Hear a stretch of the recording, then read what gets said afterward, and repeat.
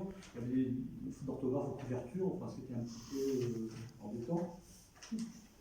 Et le bouquin n'a pas marché, ça s'est arrêté une première fois comme ça pour Mankel en France. Quelques années après, le Seuil a repris les droits, et là on a eu toute la série avec Wallander, l'inspecteur Claude Wallander. Puis après ça a été adapté au cinéma, à la télévision, enfin voilà, on connaît assez bien aujourd'hui en France ce personnage. Et Mankel est directement l'héritier du couple Cheval-Valleux. Son inspecteur Wallander, c'est, avec beaucoup de différences, mais c'est le Martin Peck de Cheval-Valleux. C'est un policier qui vit à Eichstätt, une petite ville du sud de la Suède, qui fait une petite ville portuaire du sud de la Suède, où il échange ses aventures avec la Pologne. Et dans cette petite ville qui se visite beaucoup depuis, il y a même des circuits qui sont organisés, le commissariat qui est photographié, il y a toujours des touristes dedans. Et c'est pas une petite ville où se passe beaucoup de crimes, ils ne sont pas quasiment aucun, mais c'est la ville où Mankel situe l'action de ses romans. Alors, la différence entre Mankel et puis Cheval-Valleux, c'est que lui, il va vraiment s'ouvrir sur le monde. Cheval-Valleux, c'était du roman policier suédois avant tout, même si roman policier, on peut toujours extrapoler, et qui se passe là ou là ou là, les crimes qui sont commis, finalement, ils peuvent se commettre ailleurs. Mais ça restait au sein de la société suédoise. Mankel, il a une vision, il écrit aussi une trentaine, 20 ou 30 ans après, donc il a une vision, l'Europe se met en place, la Suède s'ouvre, c'est un pays qui est resté quand même assez longtemps fermé, la Suède. La Suède s'ouvre et son inspecteur Wallander est confronté à toutes les transformations que le pays peut connaître sur un laps de temps assez court. Et lui aussi, c'est un policier qui va être désabusé. Alors, pour des raisons un petit peu différentes de Martin Peck, mais il est désabusé parce qu'il ne reconnaît plus son pays.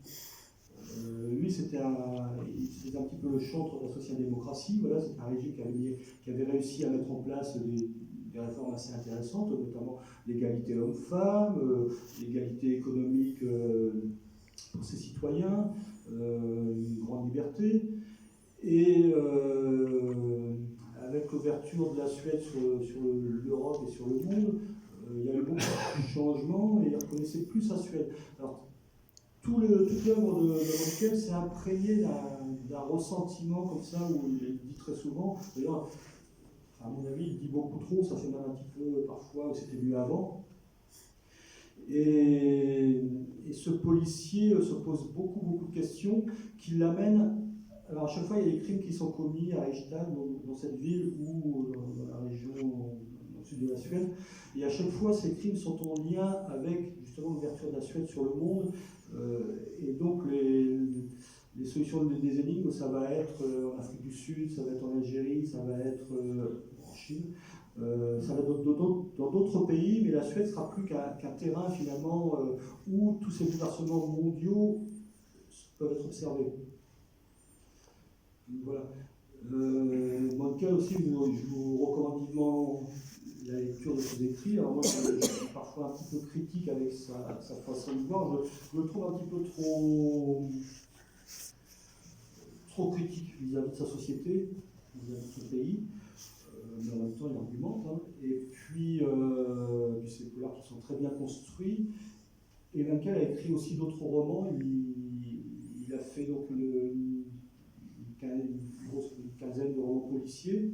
Il a aussi écrit des romans, les chaussures italiennes, les bottes suédoises, c'est ça, Profondeur, enfin des romans qui sont très bons et qui ne sont pas des romans policiers. Voilà. Et Mankel est mort il y a quelques années. Je pense qu'il l'Académie Nobel n'a jamais décerné de prix en littérature à un écrivain de roman policier, mais je pense qu'il avait le profil, qu'il avait la carrure pour se voir décerner le prix Nobel à un jour futur, mais il est mort avant. Voilà. Je pense que quand on parle de mode du roman policier nordique en France, Mankel c'est le premier vraiment à avoir touché les lecteurs en nombre ici. Beaucoup sont venus à la littérature nordique par son biais. Quelques années après, là il y a vraiment eu le phénomène de mode. Alors et qui a fait le phénomène de mode Millennium, voilà. Donc Stieg Larsson était l'auteur de Millennium, il était avant tout journaliste d'investigation, et lui aussi, comme ses prédécesseurs Malcheval et Pervalleux, était également militant politique d'extrême gauche. Et lui, son cheval de bataille, c'était l'extrême droite. Il a beaucoup combattu l'extrême droite en Suède et ailleurs. Il a même fondé un magazine qui s'appelle Expo, dans lequel il exposait ses thèses avec toute une équipe, et ça existe toujours en Suède aujourd'hui. Et voilà, il a publié plusieurs volumes sur la montée de l'extrême droite en Suède et en Europe, les risques que ça représentait. Voilà, c'est son cheval de bataille premier, ça.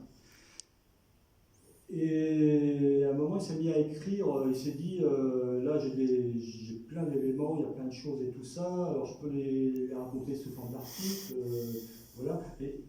Et là, il en revient à ce que faisaient Malcheval et Pervalleux, ou à ce qu'ont fait les auteurs, les néo-polards en France. Il s'est dit, le roman policier, ça peut être quelque chose d'utile pour faire passer les idées, pour montrer l'état de la société à ce moment donné, voilà, et ça permettra de toucher le plus grand nombre. Avec ça en tête, il s'est mis à écrire la trilogie, donc Millennium, les 3 volumes. Manque de chance pour lui, il a écrit les 3 gros volumes qui font chacun 500-600 pages. Il les a présentés à son éditeur, ça a été accepté, et dès que ça a été accepté, l'éditeur a tout de suite démarché les éditeurs étrangers et qui ont tout de suite accepté aussi. En France, c'est Actes Sud qui a publié ça dans l'urgence. Et le contrat à peine signé, Stieg Larsson a fait exactement comme son grand-père d'ailleurs, une crise cardiaque, et il est mort à 50 ans. Il n'a jamais bénéficié des retombées, enfin, du succès qu'il a eu tout de suite avec ces bouquins-là. Voilà. Alors, Millennium, vous savez, le milieu des amateurs de littérature nordique et tout ça, en fait, c'est un petit milieu, et puis le milieu des traducteurs, c'est aussi un petit milieu, et tout le monde se connaît un petit peu, et voilà, et on parle pas mal entre nous. Et Millennium, moi j'ai souvent entendu dire beaucoup de mal par des traducteurs, par des gens passionnés par la Suède, parce qu'en France, ça a été lancé comme de la soupe. Hein, ça a été lancé. Voilà, pas comme un vrai roman. Un vrai roman, c'est. Puis là, je suis dans une bibliothèque et je crois que c'est ça, c'est le bouche à oreille. J'ai aimé un livre, j'aime bien en parler. Et puis certains livres, c'est comme ça qu'ils gagnent leur succès. Là, Millennium, ça n'a pas du tout. Enfin, c'est venu, mais après ça.